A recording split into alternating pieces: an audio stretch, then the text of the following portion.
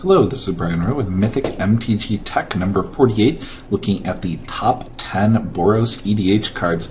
Now I know it's been a little while since I did an EDH video. I'd promised to do one for each of the guilds, and in doing the research for these I realized this is a lot tougher than it looks, because I'm sticking with the cards that have the color identity for each guild, and that really limits the pool to the number of cards that are available. Let's jump in here. As a quick reminder on my criteria, I'm focusing on things that are under $20 so that the average EDH player can easily pick up a copy.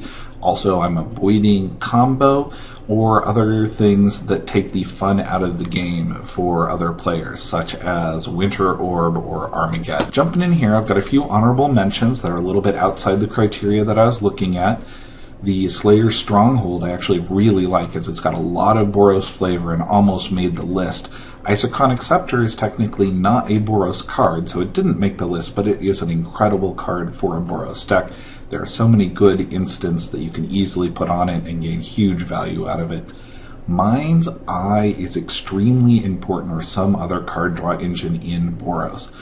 It's very easy for you to run out of cards in Boros, and red and white is light on card draw. I've also got Searing Meditation here. It really fits in one specific deck, a life gain deck, to turn that life gain deck into a Boros base deck. I love it, but it just didn't make the final cut. Let's take a look at number 10 here. This is going to be one that probably surprises a lot of people. This card has seen very little play from anybody I know, but I really like it because it has the option to bring a bunch of creatures into play, which is something extremely useful after board wipes. It works really well in a token-based strategy that also includes a lot of white. And the skill that's on it, the extra ability to spend a red or a white for your creatures to gain first strike, is extremely useful in EDH. It stops a lot of people from attacking you and makes your attacks much more difficult to deal with. In the number 9 spot here, I've got Brion. He's one of the best commanders that I've seen. His ability to gain life and sacrifice creatures works extremely well, especially if you can use cards like Trader's Instinct that grab cards from your opponent. That way you're throwing your opponent's creatures at them. It is a very interactive general. This is the type of general that I like to see, one that relies on you having a particular set of cards and your opponent having a particular board state. I love taking people's commanders and just throwing them back in their face. Number 8 here are a pair of cards that are wonderful in EDH. I really underestimated Waves of Aggression until I got a chance to play it. The Retrace ability is amazing. If you haven't seen Retrace before, it's extremely useful in EDH. It basically lets you cast a spell again and again just by discarding a land. And when you have cards like Land Tax possibly in a white deck, the ability to reuse cards is extremely useful. This is a way to kind of get some card draw where you're not actually drawing cards, but your land is turned into new spells. And Wave of Aggression's ability here is untap all the creatures that attack this turn after the main phase. There's an additional combat phase followed by an additional main phase.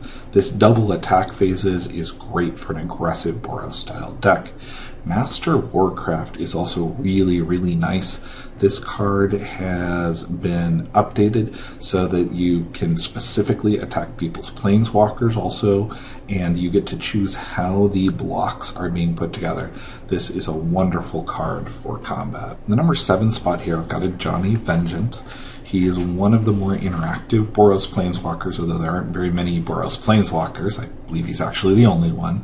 But what he's really nice at doing is using his ability on the table in a political way. The +1 to target a permanent that is annoying the rest of the table and keep it locked down may actually keep your Planeswalker alive. I usually don't like the Destroy All Lands type of effect that this particular Planeswalker has, but it takes a long time to get there, and you can get a lot of political favor out of the rest of the table while you're building it up. If you get too close, you can always just burn something, take him down a little bit, and keep him there as a valuable ally on your side. This is the type of Planeswalker I really enjoy in EDH because it gives you political leverage. For 6th spot here, I've got a brand new card in Boros Charm. This card is incredible. The ability to keep your permanents by making them indestructible is great in EDH. A lot of people play heavy board wipes, including white and red. So you can put your own board wipes in. Board wipes become a one-sided effect. The other thing about this is the other pieces of this charm actually do matter. The 4 damage to the face for target player is not that big of a deal, but the double strike, when you've got giant creatures flying around the board, you can often take an attack that somebody sent at someone else, thought they might get rid of a third of their life total, and maybe even knock another player out, depending on how things are going. 5 spot here, I've got Boros Reckoner, and I know that he is definitely hot currently in the standard environment, but I think he's actually better in EDH. He's going to cool down in standard, since people have figured out how to deal with him some. I've got a whole video on how to deal with the Reckoner. But in EDH, he gives you that political board presence. As a first striker and as someone who can redirect damage, people start attacking other people. And when combined with cards like Blasphemous Act, you can clear the board and do a significant amount of damage to somebody else. 4th spot here, I have Assemble the Legions. And every time I drop this card, I am just ecstatic about it. This is a cumulative card that gets more and more powerful the longer the game goes on. Your creatures from this have haste. It is ideal with white board wipes or red board wipes. And it puts you in a position where you come back stronger than anybody else on the board. I love this. It's a little high casting cost, or it would have made it to the top spot for me, but with the right mana acceleration, you can usually get this out by turn 4, if not turn 3. Fear of Destiny is here, and maybe he's just here because I have a warm spot from playing him in semi-competitive decks for a while. A card that has an impact on the board, whether it's mid-game, late game, or early game, is very difficult to find in EDH. You often have your early ramp spells or your large fatties at the end, but Figure of Destiny can play a role at any point during the game, and I love this type of design in EDH. Late game, you turn him into an 8/8 flyer with first strike. Early game, he gives you a 1/1, 2/2, and then 4/4 blocker that allows you to stabilize and push that early damage towards other players on the board. Number 2 spot here, I've got a pair of Angels, and these Angels are amazing, if not overpowered. I just built an Aurelia the War Leader deck in preparation for this video. Maybe I'll do a deck tech on that soon. But Aurelia is just incredible. You drop her, you throw a sword on her, you double attack, and she swings games, if not ends them right away. Scylla is almost as powerful, but does bring a bit more ire on the table. Because of the double damage, she, as a commander, can do a lot of damage very quickly, but the whole rest of the table is going to attack you if you drop Gisela.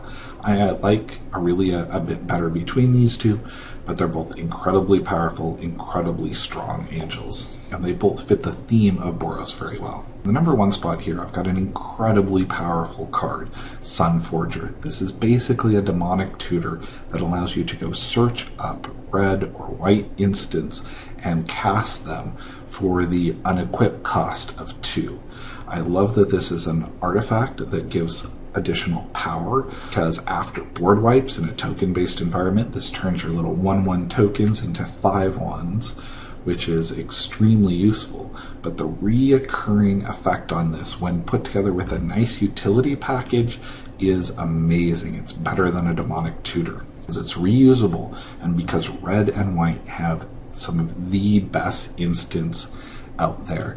I would strongly recommend, if you're putting together a Boros deck, put together a Sunforger package that includes whichever ones of these instants you need the most, and give it a try. It's great. This has been Brian Rowe with the top 10 Boros cards.